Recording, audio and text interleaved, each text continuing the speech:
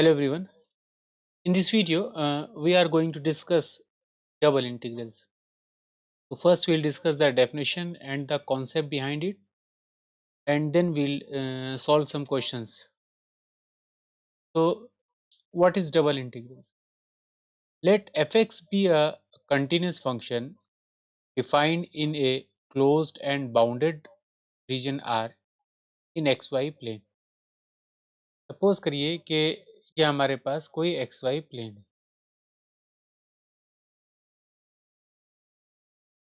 That is x y, और इसके अंदर एक ये बाउंडेड रीजन है R. Divide this region R into the small elementary rectangles. करेंगे कैसे? How will do this? By drawing the lines parallel to the axis, coordinate axis.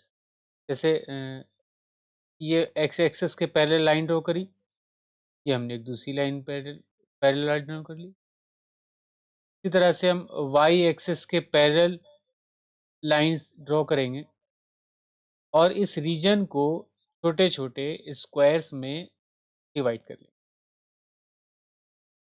And let the total number of complete rectangles lie in this region n. देखिए इसके अंदर बहुत से rectangle हैं जो complete हैं, मगर कुछ ऐसे भी पोर्शन है जो कि इनकम्प्लीट है. जैसे कि अगर इस पोर्शन को देखिए, ये इनकम्प्लीट है, ये कंप्लीट है. अगर इसको देखें ध्यान से तो ये कंप्लीट. तो कितने कंप्लीट मिल रहे हैं? ऐसे तो हम काउंट कर सकते हैं. अभी हमने ये मान लिया है कि आर कंप्लीट रेक्टेंगल्स मिल रहे हैं, टोटल नंबर. तो ये नहीं, जैसे ये है 1 2 3 4 5 and so on. Suppose there are n rectangles. अब let delta AR, what is delta R? Delta AR, suppose it is the rth rectangle. इसका जो एरिया है that is called delta AR, be the area of rth rectangle, and XR, actually it is R, XR and YR be any point in this region. इसके अंदर जो coordinate है वो एक coordinate हमने ये लिया है x r and y r. तो एक सम हम कंसीडर करते हैं. Now consider a sum S,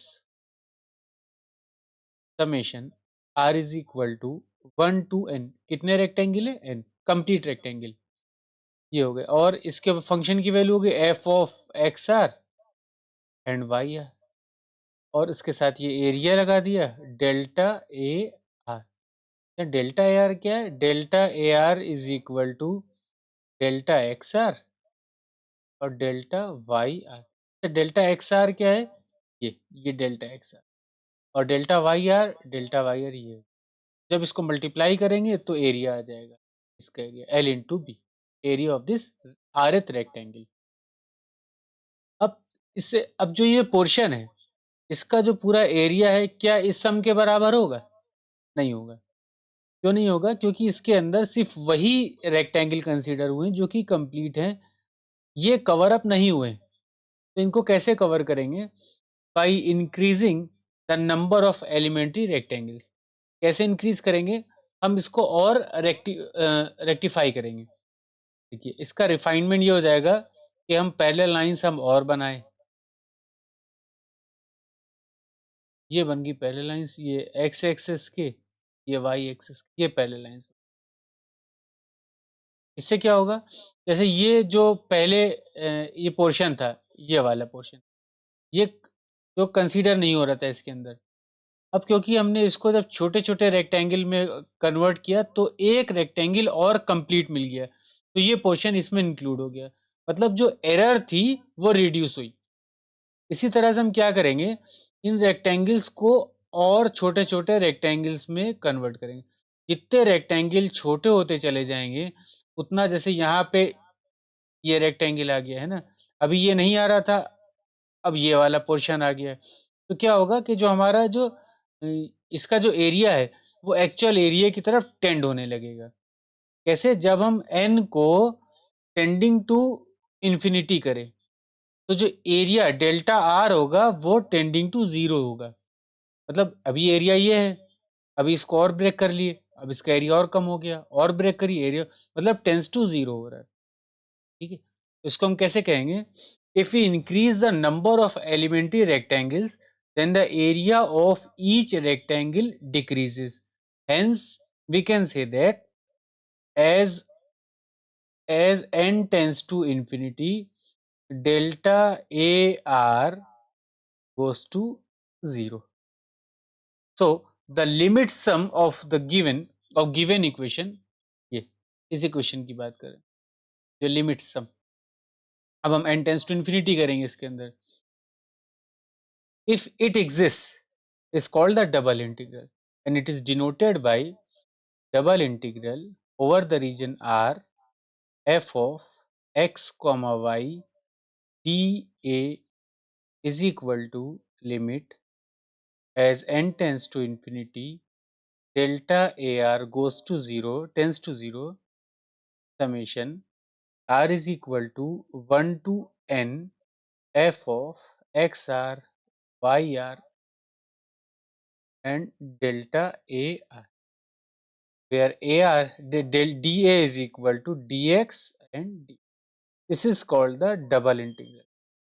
तो आई होप आपको डबल इंटीग्रल समझ में आ गया होगा। जैसे अगर कोई एक पिक्चर देखे, एक अगर आप MS पेंट के ऊपर एक पिक्चर ड्रॉ करें और उसको रेक्टिफाई करके देखें, मैग्नीफाई ग्लास से देखें जो उसके अंदर होता है, तो आपको जो उसके कॉर्नर होंगे ऐसे दिखेंगे।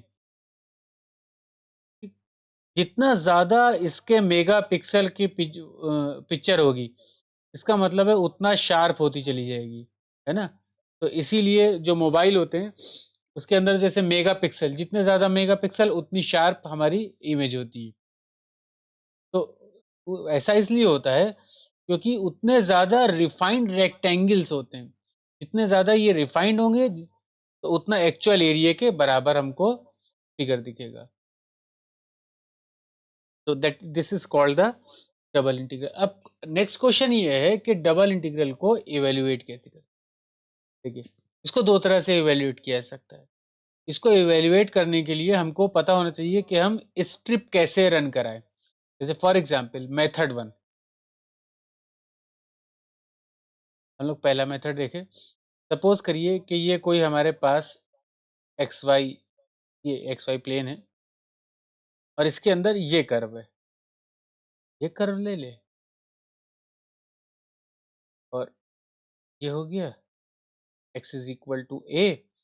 एक लाइन ये ले लेते हैं, एक्स इज इक्वल टू, ये जो है ये कर्व है y is equal to y one x, ये हो जाएगा y is equal to y two x. अब देखिए, इसको एवेल्युएट करना है तो हम इसके अंदर क्या करेंगे, एक स्ट्रिप चलाएंगे। स्ट्रिप कैसे चलाएं? स्ट्रिप ऐसे, मान लिया कि ये स्ट्रिप है,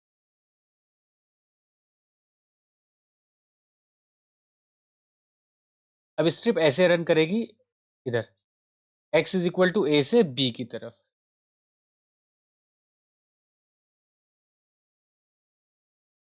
अब देखिए, जब x is equal to a से b की तरफ जा रही है, तो अगर हम x से s पे लिमिट पूछे तो हमको दिख रही है x is equal to a से x is equal to b।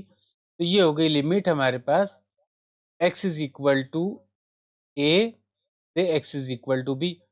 अब y पे देखिए, क्योंकि x is equal to a से b पे जाने पे तो ये पूरा एरिया आ जाएगा ना। अगर हम जैसे इसको देखें ऐसे, ये पूरा आ जाएगा ये सब। मगर हमारा रिस्ट्रिक्शन क्या है? बाउंडेड रीजन है।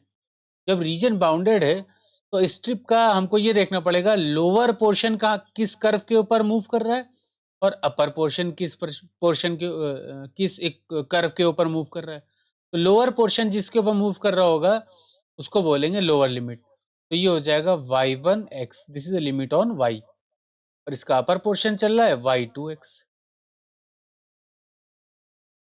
और यहाँ पे एक फंक्शन क्वेश्चन में दिया होगा f(x,y).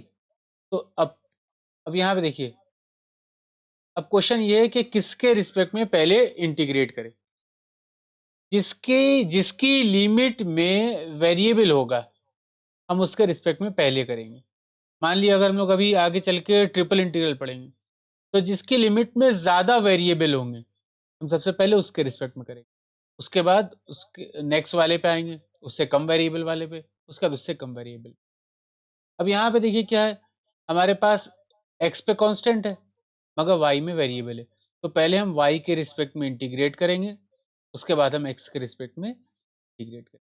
अब यही क्वेश्चन हमारे पास इस तरह से आ जाए कि मान लिया कि ये XY प्लेन आ गया, अब कर्व हमारा इस तरह से, ऐसे में y पे y is equal to c, y is equal, ये हमने अब y, अब स्ट्रिप कैसे रन करेगी? स्ट्रिप रन करेगी ऐसे,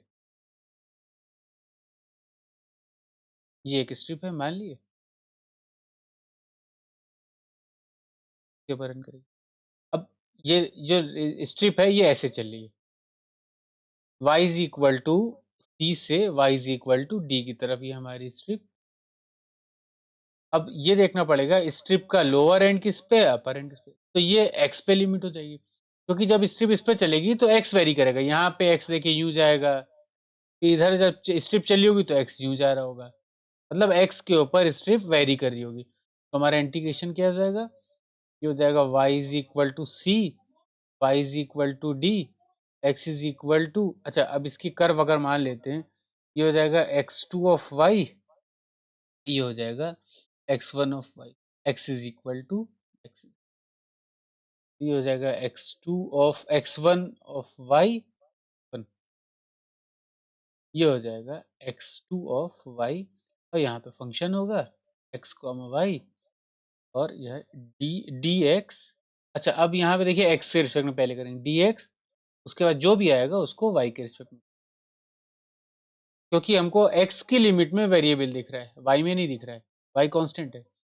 अच्छा what happen if all the limits are constant, तो अगर दोनों के दोनों कांस्टेंट हैं, मान लिया ऐसे लिखा है x is equal to a से b, y is equal to c to d, और यहाँ पे कोई फंक्शन दिया होगा एक्स वाई का, अब ये लिखा है डी वाई डी एक्स, तो ये y पहले लिखा है तो ये y की लिमिट है, ये x बाद में लिखा है dx, तो ये x की लिमिट, मतलब ये y, ये इसका ऑर्डर ना चेंज करिएगा, वरना लिमिट पहचान नहीं पाएंगे कि y पे कौन सी लिमिट है, x पे कौन सी लिमिट है। तो अगर dx dy लिखा है तो पहले वाला जो होगा x, अब यहाँ पे y पहले लिखा है तो ये y पे लिमिट है, बाद में फिर x है dx है, तो ये x के रिस्पेक्ट में। तो ये तो हो गया डबल इंटीग्रल और इसको इवेल्युएट करने का तरीका। आइए देखते हैं इसके ऊपर एक क्वेश्चन। सपोज करिए एक आसान सा क्वेश्चन ले लेते हैं, ये दोनों की दोनों लिमिट है कांस्टेंट, 0 से 3, 0 से 1, ये हो जाएगा x square plus 3y square, ये लिखिएगा डी वाई और ये डी एक्स। अब देखिए y लिखा है पहले, तो पहले हम इसको इंटीग्रेट करें y के रिस्पेक्ट।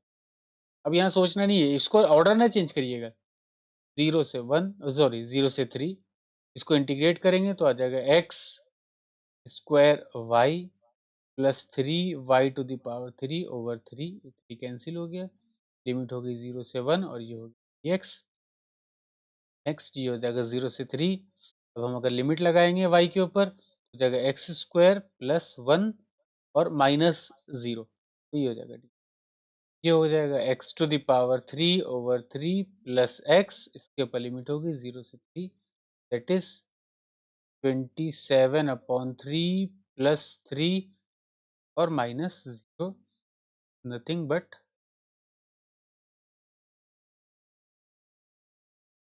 3 टू द पावर 3, हाँ ठीक, 9 प्लस 3 नथिंग बट 12, ये हमारे पास।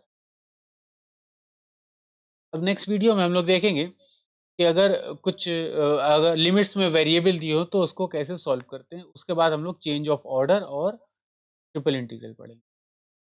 Thank you for watching this video. अगर इसमें आपको कोई भी डाउट हो आप कमेंट सेक्शन में हमको बताएं। Thank you.